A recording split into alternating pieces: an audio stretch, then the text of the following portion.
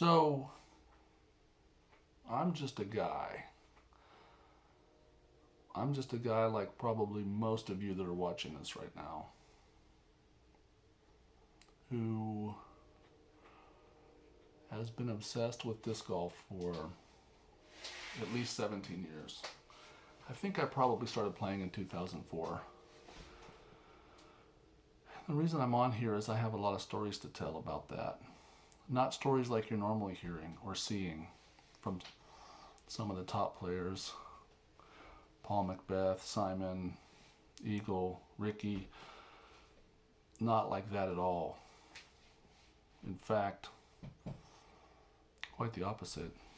I think the highest rated I ever was 935, maybe. Not that good now. Although, better doubles player than singles. The reason I wanted to talk to you is because I have stories to tell. I think stories that you'll be interested in if you're an everyday player. Stuff that you could relate to, stuff that most of us could relate to. I've collected them over the years. I have a lot to say, and I wanted to come say it. But let me start a little bit about myself. I am a person. I live in Columbus, Ohio. Here's where I started playing. 2004. Someone got me into the game. I got 3 discs, all Millennium. I had a driver that was called a JLS, a mid-range that was called an MS Aurora, I believe, and a putter that was called an Omega Super Soft. The first moment I threw a disc, I knew I had to see that again. And again and again and again. As bad as it was, it didn't matter. There was something about that game that was so appealing. So I played like most of us do, constantly, every chance I got. I was married at the time. No children then. They were soon to come. But there was a time in those early years where I played one single course, the Brent Hambrick Memorial Disc Golf Course, every single day of the week for almost an entire summer with a friend of mine. So I had to know how good I would be competing. We didn't know anything. We didn't have YouTube videos to find out about discs, to understand how to throw. We just knew what the disc did when we threw it. A friend of mine went to the store and said, I'm just going to buy a bunch of them, and we're going to, the ones that look and sound sweet. So of those, the discs that we had, one day he shows up with something called a Monster. And we literally thought, okay, something's wrong. This disc doesn't work. So it's no good. That's out. The next was a Banshee. That one also didn't work. There may have been a thing called a Viper in there. That one didn't work. We didn't have anyone to explain to us flight numbers, characteristics, any of it. We kind of just learned on our own. Well, that summer, the summer of 2006, there was a national tour event in those days here. The tournament still is here, called the Brent Hambrick Memorial Open.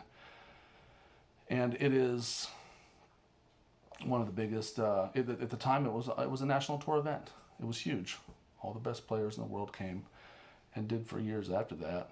But I wanted to play in it. That was going to be my first tournament ever. I joined the PDGA in 2006 just so I could have a number and be in that. 30557. You can look me up and confirm that I am not special. And but there's a lot of us at that level. So anyway,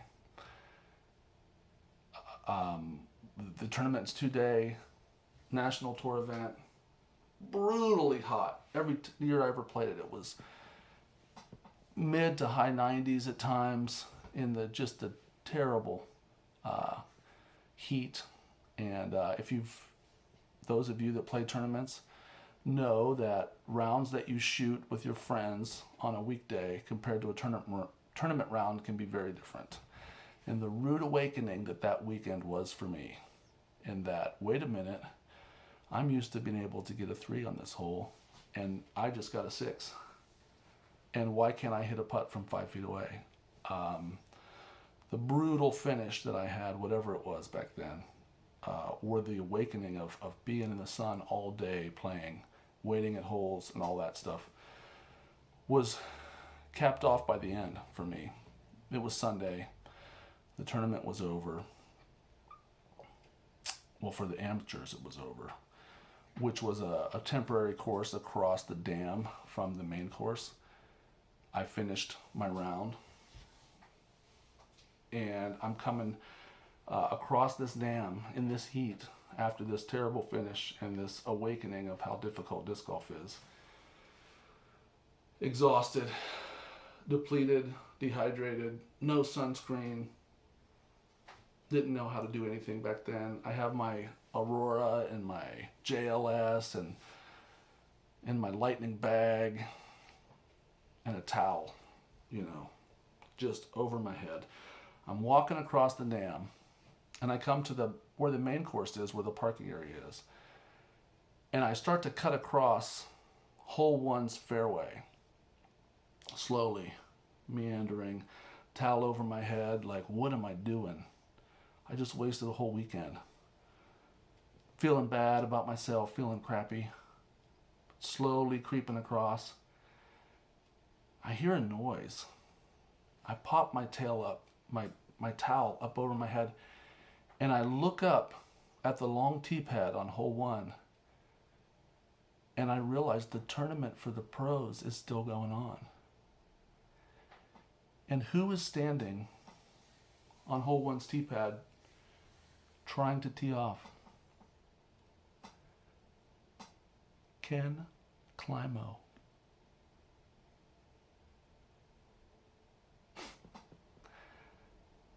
With about 80 to 90 people behind him, full gallery, as this fool is creeping across in front of him. He had already done his 2 or 3 pump fakes ready to throw when this whatever number it was, player tries to cut across in front of him, clueless that the tournament's even going on. And as I see him, I then try to quickly back up. And old Ken goes, well, you might as well keep going. You're halfway home. And nobody behind him laughed. They're all looking down, looking at me with disdain. And then I have to finish my journey and walk across. Well, that was my first tournament. And there's been a lot since. And a lot more stories. And if you've ever been embarrassed and you felt foolish at a tournament, felt silly, keep listening to my stories. You're going to hear a whole lot more. It's been nice talking to you. You all take care.